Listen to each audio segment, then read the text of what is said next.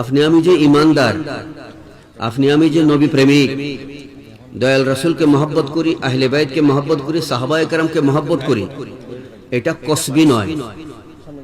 মানে কসবি মানে এটা অর্জিত নয়, এটা চেষ্টার দ্বারা অর্জন করা হয় না, এটা আল্লাহর দান। এখন মহব্বতের সঙ্গে যে তাকওয়া লাগবে, এই তাকওয়ার বিষয়টা হলো কাসবি, এটা অর্জিত, এটা অর্জন করতে হয়, এটা লাভ করতে হয়। খুব খেয়াল করবে,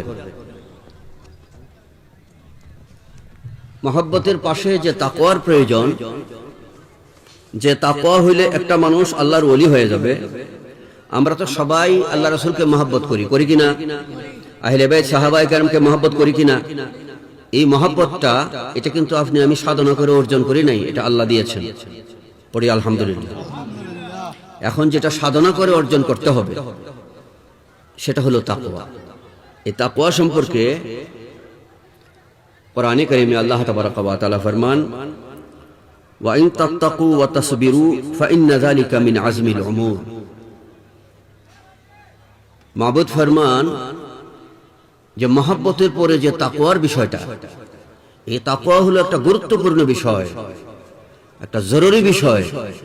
এই তাকওয়া বিষয়টা যার কাছে থাকবে সে সফলকাম হয়ে যাবে। যার কাছে এই তাকওয়া আছে তার মধ্যে হিম্মত আছে, যার মধ্যে তাকওয়াত আছে সে বড় বাহাদুর। অত্যন্ত সাহসী ব্যক্তিত্ব ছাড়া এই তাকওয়া অর্জন করতে পারে না।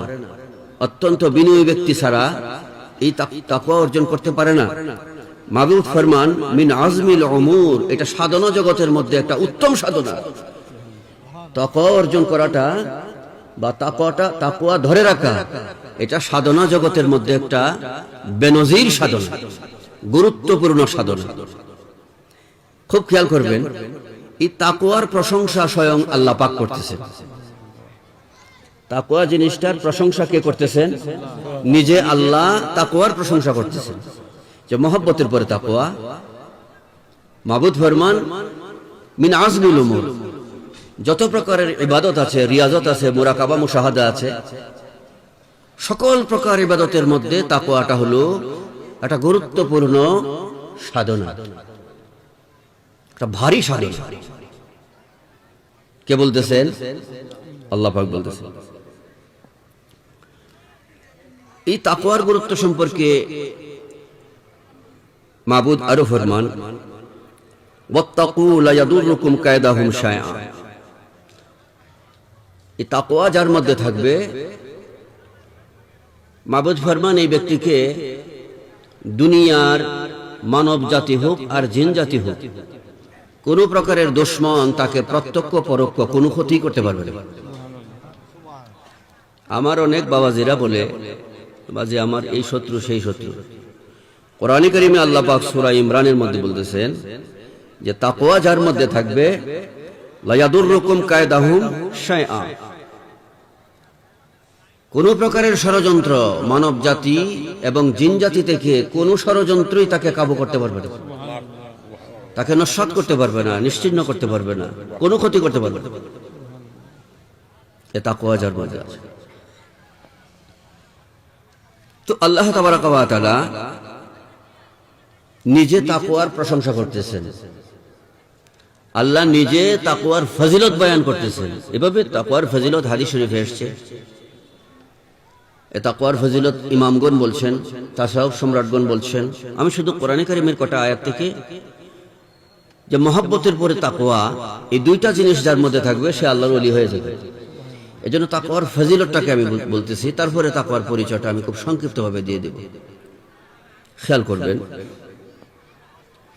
মাবুদ ফরমান ইন্নাল্লাহা মাআল্লাযিনা তাকু, যাদের মধ্যে তাকওয়া আছে আমি আল্লাহ তাদের সাথে আছি। তাহলে তাকওয়ার গুরুত্ব কি রকম? যার মধ্যে তাকওয়া আছে আল্লাহ তার সাথে আছে। তাহলে মহব্বতের সাথে তাকওয়া প্রয়োজন আছে কিনা বাজে? মাবুদ আরো ফরমান ওয়াল্লাহু ওয়ালিয়ুল মুত্তাকিন। এই যে আমাদের ছোট ছোট বাচ্চারা এখানে বসা আছে, এদের অভিভাবক আছে, গার্জিয়ান আছে, যে সমস্ত বাচ্চাদের গার্জিয়ান নাই, অভিভাবক নাই, তারা কি অসহায়, এতিম। আর যার অভিভাবক আছে তার একটা শক্তি আছে, সামর্থ্য আছে, মাথায় ছায়া আছে। অভিভাবক নাই, সে অনেকাংশেই কি দুর্বল। তো আল্লাহ তাবারাকা ওয়া তাআলা ফরমান, ওয়াল্লাহু ওয়ালিয়ুল মুত্তাকিন, যার মধ্যে তাকওয়া আছে আমি আল্লাহ নিজে তাদের অভিভাবক হয়ে যাই। এই জন্য আল্লাহ পাক বলতেছেন এই মহব্বত আর তাকওয়া, এই দুইটা যে বিষয়, দুইটা জিনিস যার মধ্যে থাকবে সে শুধু জান্নাতি হবে না, বরং আমি আল্লাহর বন্ধু হয়ে যাবে। এই সময়টা যদি একটু কাজে না লাগে, আমরা যে এখানে বসছি, তাহলে আপনাদের সময় নষ্ট করার জবাব হাসরের দিন আমার দেওয়ার ক্ষমতা নাই। এই জন্য সার কথাগুলো, মুলাখাস কথাগুলো সময়ের পূর্বাপর দিক লক্ষ্য করে আপনাদের খেদমতে রাখছে। কারণ অনেক মুহাক্কিক উলামায়ে কেরাম আছে, বিভিন্ন ফুল থেকে আপনারা বিভিন্ন সুঘ্রাণ সংগ্রহ করবেন। তো খেয়াল থাকতে হবে, আমি যে কথাটা বলতেছি এখান থেকে শুধু বেহেশতি না, আল্লাহর ওলি হয়ে বিদায় হওয়া যাবে। এই কথাটার দিকে খেয়াল রাখবেন যে হুজুর ওই জায়গাটায় আসে কিনা। আমার কথার উদ্দেশ্যই ওখানে যে আমরা এখানে আসছি, এটা বেহেশতের বাগান, বেহেশতির জীবন নিয়ে যাব। এক একজন এখান থেকে ওলি হয়ে ঘরে ঘরে ফিরব, ওলি হয়ে ফিরব, এই আশা।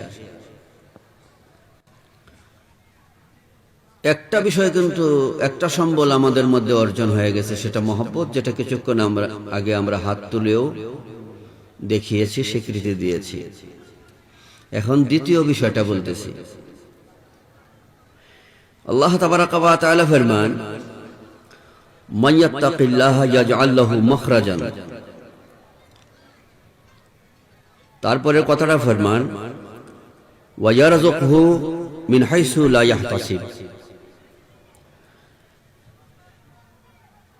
আল্লাহ তাবারাকা ওয়া তাআলা ফরমান, যার মধ্যে তাকওয়া থাকবে এই ব্যক্তির উপর যদি আসমান ভাঙ্গা বিপদ আসে। আপনারা তাফসিরে দুররে মনসুর, তাফসিরে রুহুল বায়ান, তাফসিরে মাজহারি, এই তাফসিরগুলোতে বিশেষ করে দুররে মনসুরের মধ্যে এসেছে হযরত আয়েশা সিদ্দিকা রাদিয়াল্লাহু তাআলা আনহা, হযরত ইবনে আব্বাস রাদিয়াল্লাহু তাআলা আনহু, ইবনে মাসউদ রাদিয়াল্লাহু তাআলা আনহু, তারা বলছেন যার মধ্যে তাকওয়া থাকবে, এই আয়াতে কারিমার মর্মে আসমান ভেঙ্গে পড়ছে, 7 আসমান ভেঙ্গে পড়ছে, এমন কোন বিপদও যদি তার উপর আসে, মাবুদ ফরমান এই এত বড় বিপদ তার উপরে আসতে থাকলেও তার মধ্যে যদি তাকওয়া থাকে, আল্লাহ পাক তাকওয়ার উসিলায় তার এই বিপদকে দূর করে দিবেন, তার মধ্যে এই বিপদ থাকবে না। 7 আসমান ভেঙ্গে কখনো পড়ে? আসমান ভাঙ্গা কখনো পড়ে বাজে? পড়ে না। এর অর্থ হলো যে এত বড় বিপদও যদি আসে, আসমান ভাঙ্গার মতো কোনো বিপদ যদি আসে, আর তার মধ্যে হ্যাঁ মারহাবা, আমাদের মধ্যে আমাদের অত্যন্ত প্রিয়জন সেলিম হুজুর, আর যারা আমরা মিষ্টি হুজুর হিসেবে চিনি, আমি খুব মহব্বত করি, আমাকে খুব মহব্বত করে আসছে। আল্লাহ পাক তিনিকে আমাদের সকলকে একই সঙ্গে যেন দয়াল নবীজির কাছে হাজির হওয়ার তৌফিক দান করে। আমি তো খেয়াল করবেন, আল্লাহ তাবারাকা ওয়া তাআলা এই আয়াতে কারিমায় বলতেছেন যার মধ্যে তাকওয়া আছে, 7 আসমান ভেঙ্গে পড়ছে এমন কোন বিপদও যদি তার উপর আসে। এই আয়াতের উপর ব্যাখ্যা করছেন মা আয়েশা সিদ্দিকা রাদিয়াল্লাহু তাআলা আনহা, ইবনে মাসউদ, হযরতে ইবনে আব্বাস রাদিয়াল্লাহু তাআলা আনহু, তারা বলছেন যে এমন বড় ধরনের বিপদও যদি আসে আর তার মধ্যে যদি তাকওয়া থাকে, এই তাকওয়ার বরকতে এই বিপদগুলোকে আল্লাহ কি করবেন, সরিয়ে দিবেন। ওয়া ইয়ারযুকহু মিন হাইসু লা ইয়াহতাসিব, এবং তাকওয়ার খাতিরে আল্লাহ পাক তাকে টাকা পয়সা দান করবেন, দৌলত দিবেন, রিজিক দিবেন। রিজিক দান করবেন যে কোত্থেকে রিজিক আসবে সে আন্দাজ করতে পারবে না, আল্লাহ পাক তাকে পরিমিত রিজিক দিয়ে দিবেন। এই আয়াতে কারিমার ব্যাখ্যায় মুফাসসিরিনে কিরাম লিখেছেন, যে পরিমাণ রিজিক দিলে সে হালাল পথে জিন্দেগি করে ঈমান নিয়ে কবরে যাবে, যে পরিমাণ রিজিক বলতে এখানে ওই চাল ডাল শুধু না, রিজিক বলতে টাকা পয়সা, ধন দৌলত, এগুলোকে মিন করতেছে। এই আয়াতে কারিমার উদ্দেশ্য হলো আল্লাহ পাক ওই পরিমাণ রিজিক দিবেন যেই পরিমাণ রিজিকটা আসলে কারো কাছে আপনাকে হাত পাততে হবে না যে আমাকে 500 টাকা দেন, আমার ঘরে চাল নাই, 500 টাকা আমাকে ঋণ দেন, ধার দেন, ধার চাইতে হবে না, ঋণ চাইতে হবে না। আল্লাহ পাক সম্মানের সঙ্গে পরিমিত রিজিক দিয়ে আপনাকে ঈমান নিয়ে কবরে যাওয়ার ব্যবস্থা করে দিবেন। এই পরিমাণ রিজিক আল্লাহ পাক আপনাকে দিবেন, কখনো আপনাকে হাত পাততে হবে না, যাতে ইজ্জতের সাথে ঈমান নিয়ে কবরে যাওয়া যায়। আমার অনেক ভাইয়েরা বলে, অনেক বাবাজিরা বলে যে হুজুর আমার এই আয় বরকত নাই, কাজ কাম নাই, ব্যবসায় খুব একটা সুবিধা নাই, বা কোনো কাজ পাইতেছি না। আরে বাজি, আমি আলহামদুলিল্লাহ অনেক মজ্জুব ওলি আল্লাহর সঙ্গে আমার সাক্ষাৎ হয়েছে, সালেক ওলি আল্লাহর সঙ্গেও সাক্ষাৎ হয়েছে। তার মধ্যে একজন মজ্জুব ওলি আল্লামা জামাল শাহ হুজুর, উনি দীর্ঘদিন জজ কোর্টের জাজও ছিলেন, হাফেজ কারিও ছিলেন, মুফতি ছিলেন, গৃহত্যাগী ছিলেন একাধারে 18 বছর। আমি সংসদ ভবনের এদিকে, তখন আমি ঢাকার দিকে গফটালিয়ার দিকে যাচ্ছি, পিছন দিকে আমার নাম ধরে ডাক দিছে, আমার নাম ধরে ডাক দিল।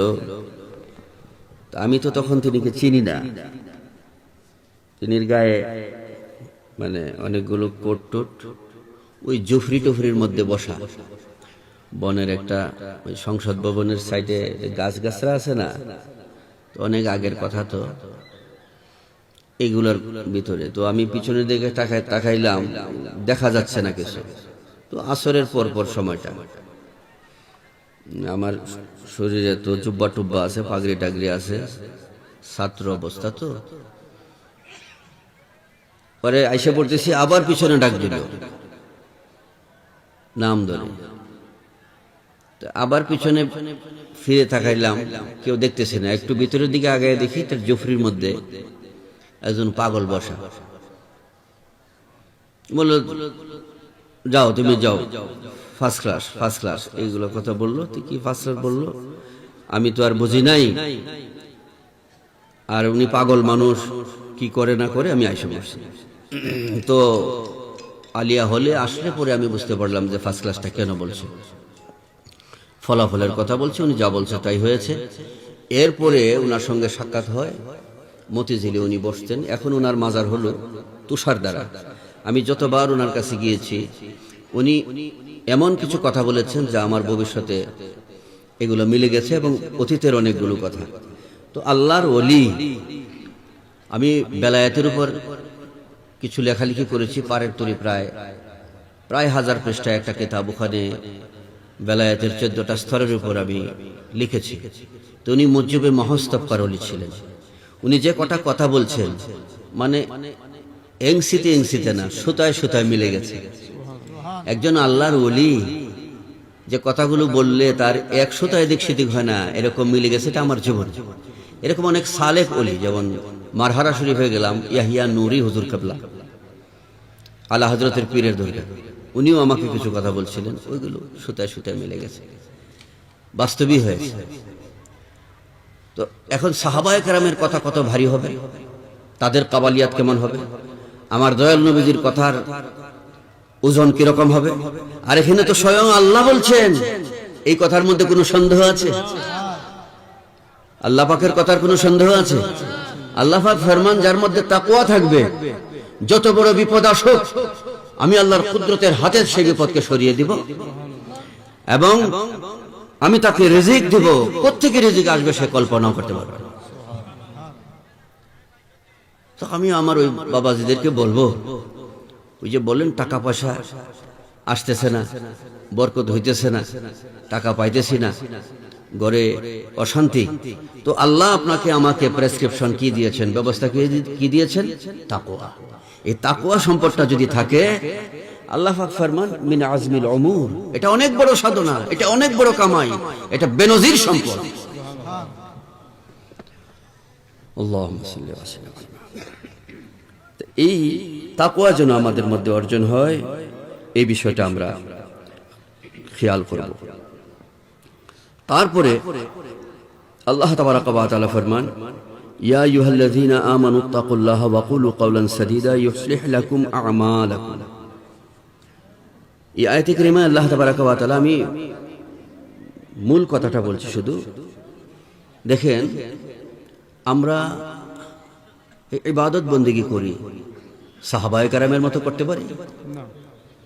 সাহাবায়ে কেরামের মধ্যে যে তাকওয়া, সাহাবায়ে কেরামের মধ্যে যে পরিশুদ্ধতা, পারবো সেরকম?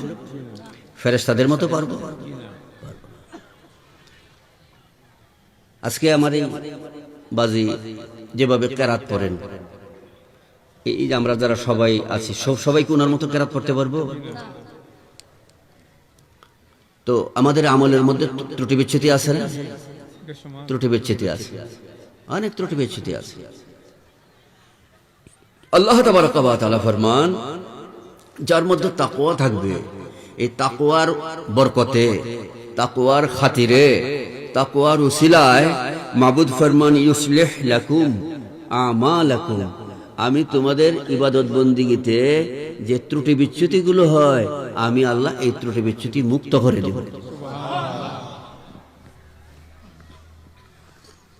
কিসের উসিলা বলেন তো? তাকওয়ার উসিলা। এই তাকওয়ার বরকতে আল্লাহ তাবারাকা ওয়া তাআলা ফরমান, যে বান্দার মধ্যে তাকওয়া থাকবে, ইয়াগফির লাকুম যুনুবাকুম, তাকওয়ার খাতিরে, তাকওয়ার বরকতে বান্দার মধ্যে যদি কোনো গুনাহ হয়ে যায়, আমি আল্লাহ তার গুনাহগুলো মাফ করে দেব। সুবহানাল্লাহ। এই তাকওয়ার উপরে প্রায় 40টার উপরে আয়াত, আরো বেশি। আমার সামনে যেগুলো আছে মহব্বতের পরে তাকওয়া। এই দুই সম্পদ যার মধ্যে থাকবে, মাবুদ ফরমান লা খাউফুন আলাইহিম ওয়া লা হুম ইয়াহজানুন, আমি আল্লাহর ওলি হয়ে জিন্দেগি করবে, কবর হাসরে কোনো ভয় দুশ্চিন্তা থাকবে না।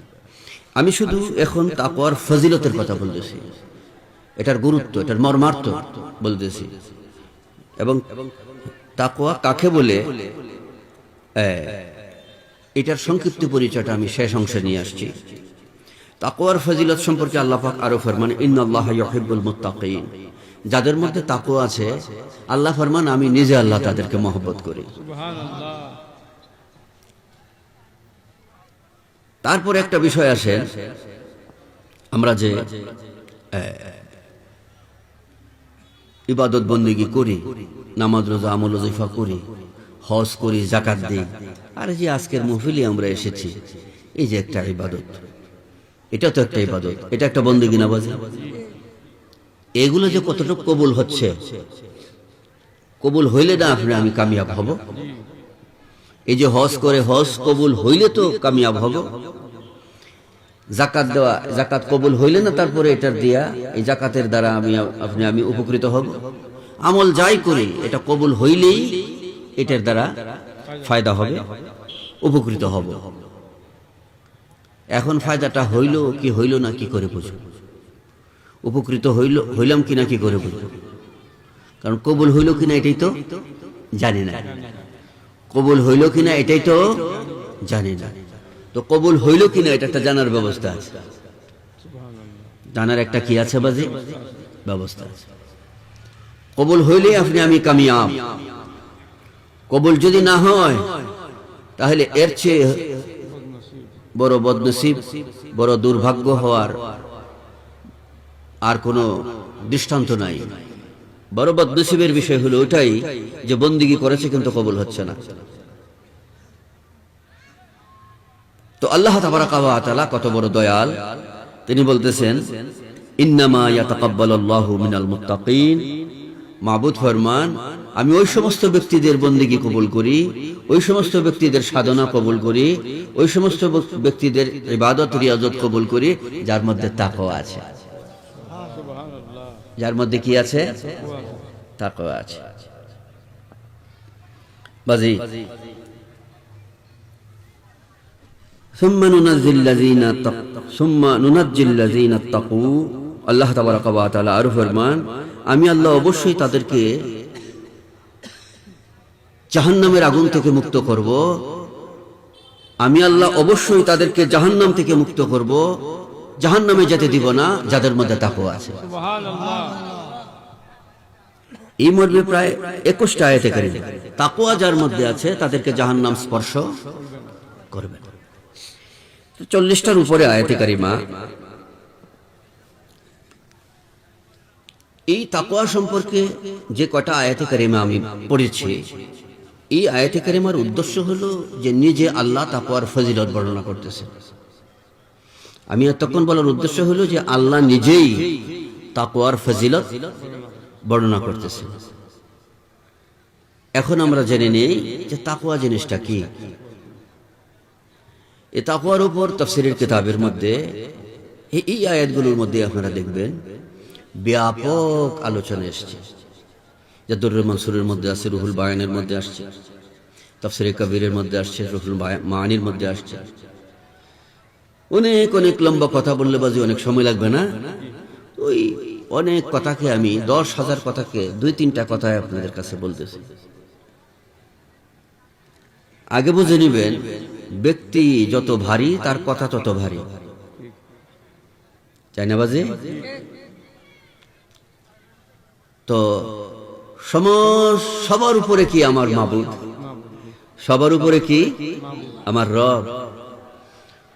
তো আল্লাহর চেয়ে বড় আর কেউ আছে? তো আল্লাহ নিজে তাকওয়ার ফজিলত, তাকওয়ার গুরুত্বের কথা আলোচনা করেছেন। এটা আমাদের খেয়াল রাখতে হবে। গুরুত্বপূর্ণ একটা বিষয় হলো তাকওয়া।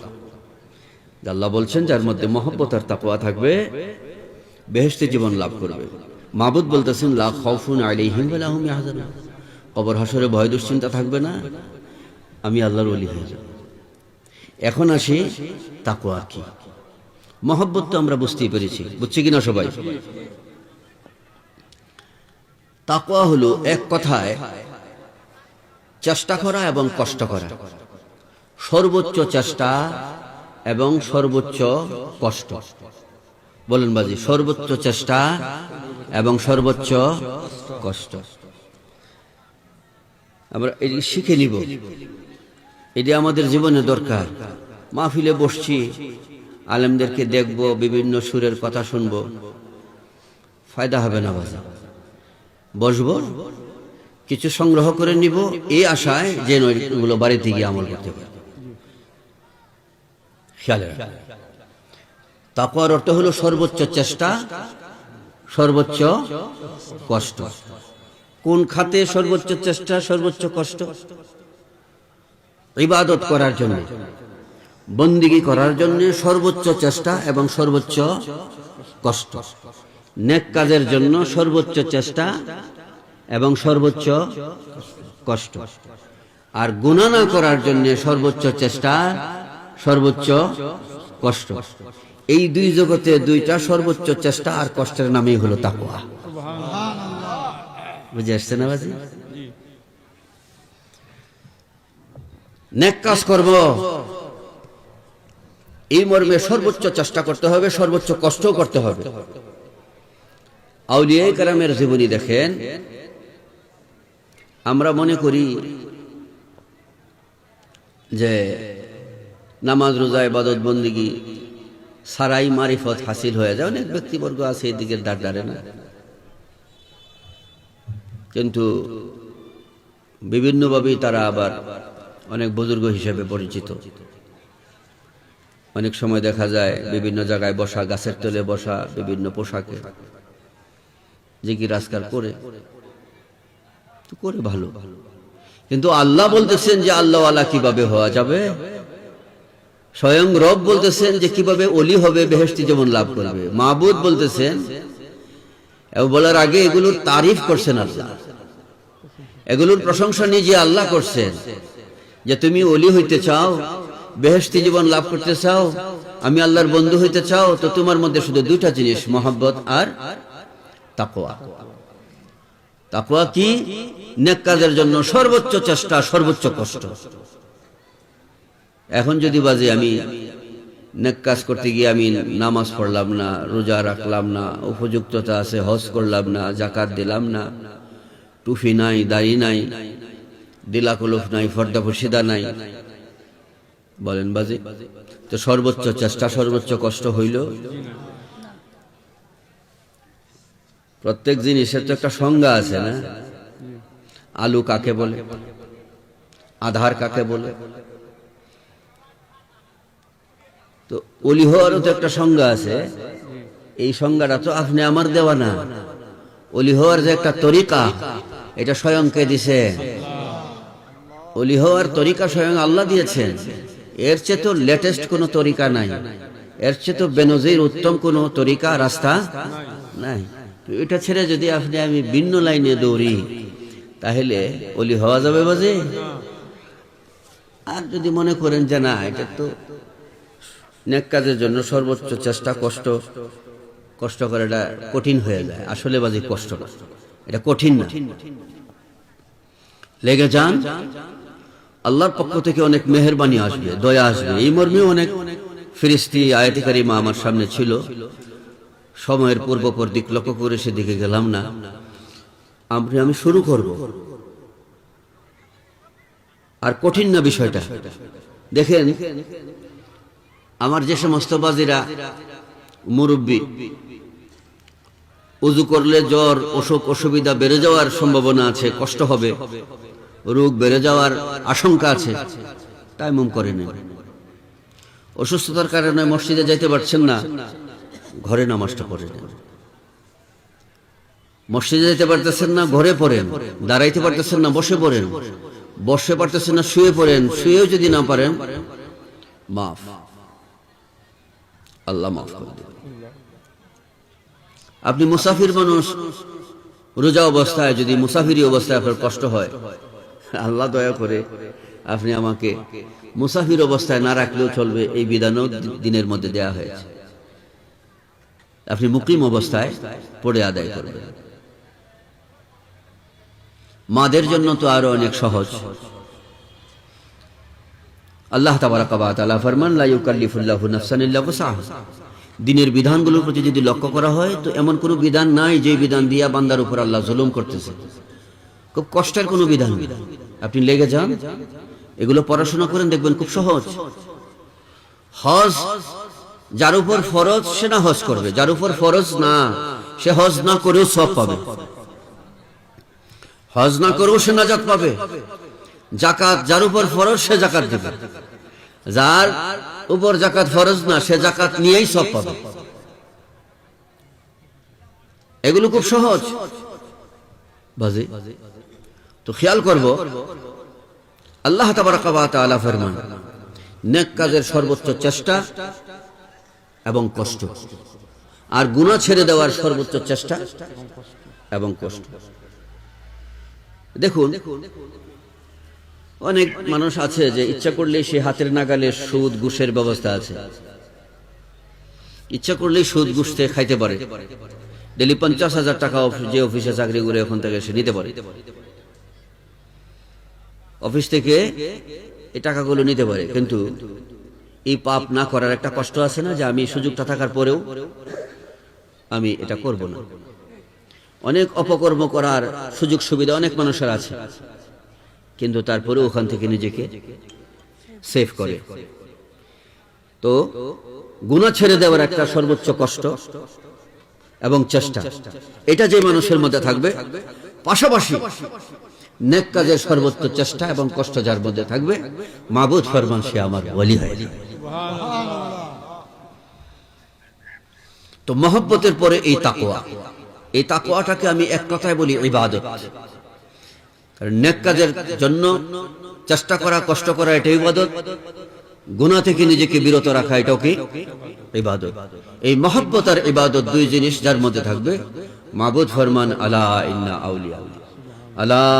আউলিয়া আল্লাহি লা খাউফুন আলাইহিম ওয়া লা হুম ইয়াহজানুন আল্লাযিনা আমানু ওয়া কানু ইয়াত্তাকুন। এরা আমার বন্ধু হয়ে যাবে, আমি আল্লাহর ওলি হয়ে যাব, ওলি হয়ে জিন্দেগি করবে, ওলি হয়ে কবরে যাবে, কবর বেহেশতের বাগান। এই দুইটা জিনিসের মধ্যে কষ্ট করতে হবে। কষ্ট করার জন্য আল্লাহ পাক কোরআনে কারিমে তালিম দিয়েছেন। মাবুদ ফরমান আল্লাযিনা জাহাদু ফিনা, যারা কষ্ট করে, জাহাদু জেহদুন থেকে, জাহাদুন শব্দের অর্থ হলো কষ্ট করা, চেষ্টা করা, ত্যাগ দেওয়া। মাবুদ ফরমান আল্লাযিনা জাহাদু ফিনা লানাহদিয়ান্নাহুম সুবুলানা, যারা আমাকে পাওয়ার জন্য আমার রাস্তায় এই কষ্ট করবে, চেষ্টা করবে, অবশ্যই অবশ্যই আমি আল্লাহ তাকে নাজাতের পথ দেখাবো, আমি আল্লাহ তাকে মুক্ত করে দেব, আমি আল্লাহ তাকে আমার পথে নিয়ে আসবো। চেষ্টার কথা আল্লাহ পাক বলতেছে। এতগুলো কথা বলার পরে আল্লাহ পাক এই চেষ্টার কথা, কষ্টের কথা আল্লাহ পাক, এই চেষ্টা আর কষ্ট, নেক কাজের জন্য চেষ্টা কষ্ট, গুনাহ ছেড়ে দেওয়ার জন্য চেষ্টা কষ্ট, এই দুই জিনিসের পাশাপাশি মহব্বত যার মধ্যে থাকবে আল্লাহর ওলি হয়। আল্লাহ পাক যেন আমাদেরকে বোঝার তৌফিক তরক্কি দান করে, পড়ি আমিন। এবার আসেন, এই নেক কাজের জন্য চেষ্টা কষ্ট, গুনাহ ছেড়ে দেওয়ার জন্য চেষ্টা কষ্ট, এগুলো সহজ করার জন্য, এগুলো সহজে আপন জীবনে বাস্তবায়নের জন্য কিছু তরিকা আছে, এগুলো আমরা করব। যেমন খানা পিনা, নির্দিষ্ট পরিমাণে খানা পিনা গ্রহণ করব। খাবারগুলোর হাকিকত, এই যে আমরা খানা পিনা খাই, এগুলোর হাকিকত মাটি। ধরেন বিয়া শাদীর মধ্যে যে অ্যারেঞ্জ করা হয়, অনেক খাবারের ব্যবস্থা করা হয়, ফল ফ্রুটেই তো মনে করেন 15-20 প্রকারের থাকে, লাল, সবুজ, তারপরে আর কি কালো, যেমন কালো জাম আছে, তারপরে কি আছে, অনেক ফল ফ্রুট আছে না বিভিন্ন রঙের, মিষ্টিও তো আছে বিভিন্ন রঙের, আবার গোশত বিভিন্ন ভাবে পাক করে বিভিন্ন রঙের, চাল বিভিন্ন রঙের, না হলেও 20 প্রকার আইটেমের 20টা রঙের খাবার দাবার সামনে উপস্থিত থাকে। মানুষ এগুলো খায়, খাওয়ার পরে পেটে গিয়া রং কয়টা ধরে, এক রং হয়ে যায়, পেটে সব মিলেমিশে এক রং হয়। পেট থেকে যখন জমিনে যায় 15-20 দিন পরে দেখবেন এগুলো মাটি হয়ে গেছে। এই জন্য তাসাউফ শাস্ত্রের সাধক যারা, তারা বলছেন বেশি মাটি খেয়েও না, মাটি খেয়ে ভারী হয়েও না, এতে তোমার সাধনায় বিঘ্ন ঘটবে। এগুলোর হাকিকত হলো মাটি। এই যে খাবার, এগুলোর মূল হলো মাটি। বিভিন্ন রঙে নমুনায় আমাদের কাছে সাজিয়ে দেওয়া হয়েছে, তুলে ধরা হয়েছে, যার এর জন্য প্রতি জন্য আকর্ষণ হয়, যেন আমরা খাই। কিন্তু এগুলোর হাকিকত হলো মাটি। এগুলো খাইলে বাজি বেশি ভারী হয়ে যাবে, ভারী হয়ে যায়। এই জন্য খাদ্য নিয়ন্ত্রণ করতে হয়।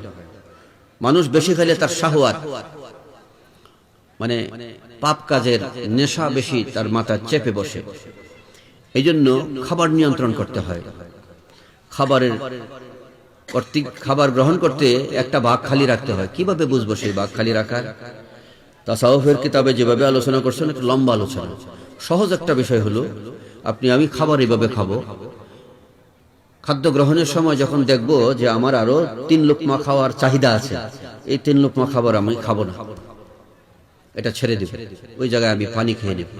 তাহলে আপনাকে কখনো আর গ্যাসের ট্যাবলেট খাইতে হবে না। পাশাপাশি আপনার স্বাস্থ্য নিয়ন্ত্রিত হবে এবং এই খাবারে আপনাকে মানে ভিন্ন নেশার দিকে চাপ দিবে না। খাদ্যের দিকে খেয়াল রাখতে হবে। এই জন্য খোদার ফজিলত আছে। খোদা, পেটের মধ্যে খোদা রাখা, এটা সুন্নাত। আল্লাহ পাক যেন বোঝার আমাদের তৌফিক দান করেন। তারপরে দৃষ্টিকে হেফাজত করতে হবে। দৃষ্টি যখন কুদৃষ্টি মানুষের উপর পড়ে, তো ওই দৃষ্টির দ্বারা মনের মধ্যে একটা পরিকল্পনা তৈরি হয়। এই পরিকল্পনাটাই পরবর্তীতে বাস্তবে রূপ ধারণ করে। এই জন্য কোরআনে কারিমে আল্লাহ পাক দৃষ্টি নিয়ন্ত্রণের কথা বলছেন। তারপর জবান, বেশি কথা না বলে কম কথা বলা ভালো। বেশি কথা বললে কিছু না কিছু মিথ্যা, কিছু না কিছু এদিক সেদিক হয়। এই জন্য নীরব থাকা, চুপ থাকা ইবাদত। চুপ থাকাটা ওলিগণের যে কটা সিফত আছে, ওই সিফতের মধ্যে একটা সিফত হলো কি নীরব থাকা। এটাও একটা ইবাদতের অন্তর্ভুক্ত। যদি এমন ব্যক্তি হয় যে তাকে শিক্ষা দেওয়া প্রয়োজন, এক্ষেত্রে তাকে শিক্ষার জন্য যতটুকু কথা বলতে হয় এটুকু বলবে, এর বেশি না। সমাগম, মানুষ সমাগম, বেশি আড্ডা, এগুলো থেকে নিজেকে হেফাজত করতে হবে। হালাল খাদ্য গ্রহণ করতে হবে। নবীজির সুন্নতগুলোকে নিজের মধ্যে ধারণ করতে হবে। আপনি দাড়ি রাখলেন, জুব্বা পড়লেন, টুপি পড়লেন, পাগড়ি পড়লেন, এই লেবাসগুলোর কারণে, এই লেবাসগুলো যার মধ্যে থাকবে, এমন একটা মানুষ ধরেন সে বিড়ি সিগারেট খায়, নেশা ফেশাও করে, টুপিদারি নাই, এমন একটা মানুষকে আপনি আগামীকাল সকালে তাকে জুব্বা পরায় দিবেন, টুপি পরায় দিবেন, পাগড়ি পরায় দিবেন। যে মানুষটা দাঁড়ায় পেশাব করত, এই জুব্বাগুলো পরায় তাকে ছেড়ে দিবেন, ওই ব্যক্তিটা দেখবেন যে দাঁড়ায় আর পেশাব করতে পারবে না। বলেন তো তাকে কে বাধা দিল? সুন্নাত, নবীজির সুন্নাত। এই জন্য এই তরিকায় এই মহব্বত আর ইবাদত, এই দুই ক্ষেত্রে, এই দুইটা সাধনার মধ্যে আগানোর জন্য, অগ্রসর হওয়ার জন্য, কারণ এই দুইটা সাধনাকে লক্ষ্য করে আল্লাহ পাক ফরমান মিন আজমিল উমুর, এটা সাধনা জগতের মধ্যে খুব গুরুত্বপূর্ণ সাধনা, যে এই সাধনায় তারাই আগাইতে পারে যাদের মধ্যে এই নবী পাকের সুন্নতগুলো থাকবে। এই জন্য সুন্নতগুলো আমরা ধরে রাখবো। আল্লাহ পাক যেন আমাদেরকে বোঝার তৌফিক দান করে, পড়ি আমিন।